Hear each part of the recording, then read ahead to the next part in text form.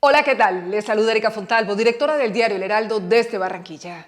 A casi 3 semanas de las fraudulentas elecciones en Venezuela que proclamaron la reelección de un presidente ilegítimo, ¿queda duda alguna de que lo sucedido fue un robo burdo y descarado? Ninguna.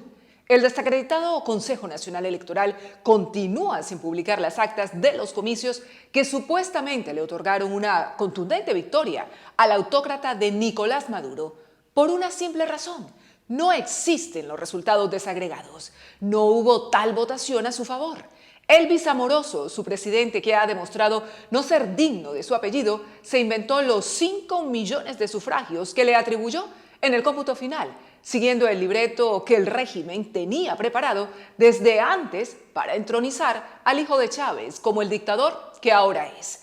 Sobre su reprochable papel de represor tampoco caben sospechas ni presunciones. Maduro ha hecho méritos de sobra durante estas últimas semanas para graduarse con honores como el peor de los tiranos. Su declarada Operación Tuntún es un compendio de horrores del que es prácticamente imposible escapar. Entre el miedo, la impotencia y la desesperación, las denuncias hablan de detenciones arbitrarias en calles de barrios populares o en casas de activistas políticos, militantes de oposición, testigos electorales o ciudadanos que asistieron a las protestas, de violaciones del derecho de defensa en improvisadas audiencias en las que se les acusa de terrorismo y de anulaciones de pasaportes para evitar que los perseguidos puedan salir del país. Sin precedentes resulta la escalada represiva que Maduro ha desatado ante los ojos del mundo, que rechaza con firmeza la eclosión de semejante barbarie que ha esparcido temor y desconfianza por la patria de Bolívar,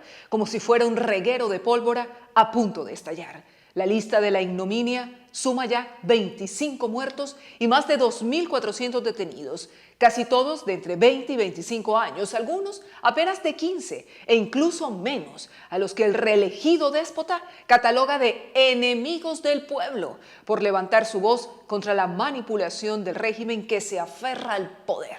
¿Habla en serio? Su delirante retórica, también la de su número 2, el diputado de la Asamblea Nacional, el incendiario Diosdado Cabello, quien se refiere a la principal líder de la oposición, María Corina Machado, como una terrorista prófuga de la justicia, transgrede los límites de la cordura.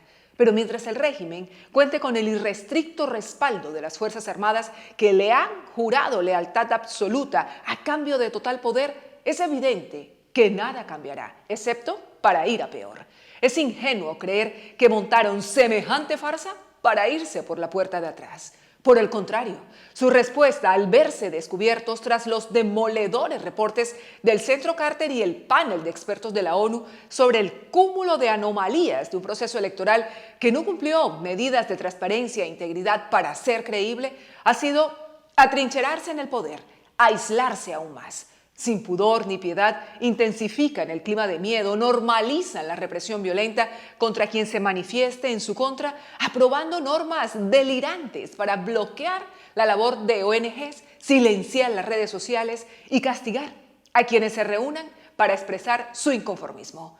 Ávidos de revancha, Maduro y su pandilla están arramblando con todo vestigio de la otrora Venezuela democrática, arrastrando a su nación a un abismo imposible donde no existe certeza de que el bravo pueblo pueda salir indemne. Hasta ahora los esfuerzos de México, Brasil y Colombia para acordar una hoja de ruta que allane una salida negociada a la crisis política postelectoral son infructuosos. Ni el llamado a nuevas elecciones, ni la figura de un gobierno de coalición, de cohabitación, ni de un frente nacional son aceptados por el régimen o la oposición.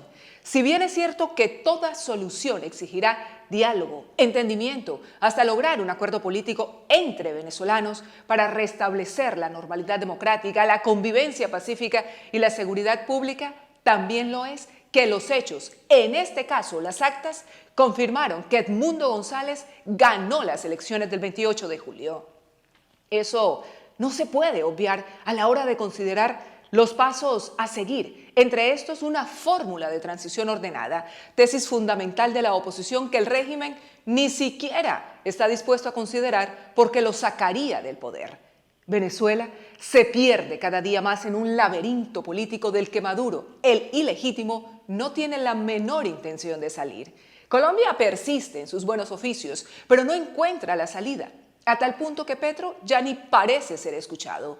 Visto desde afuera, vivido desde dentro, todo tiende a empeorar, excepto por el grito de confianza, también de esperanza de María Corina, que este sábado insistirá en proclamar la victoria de la oposición en las calles de su país y del mundo entero.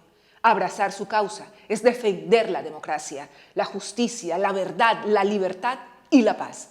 Todos entonces a movilizarse. Desde el Heraldo, seguimos en contacto.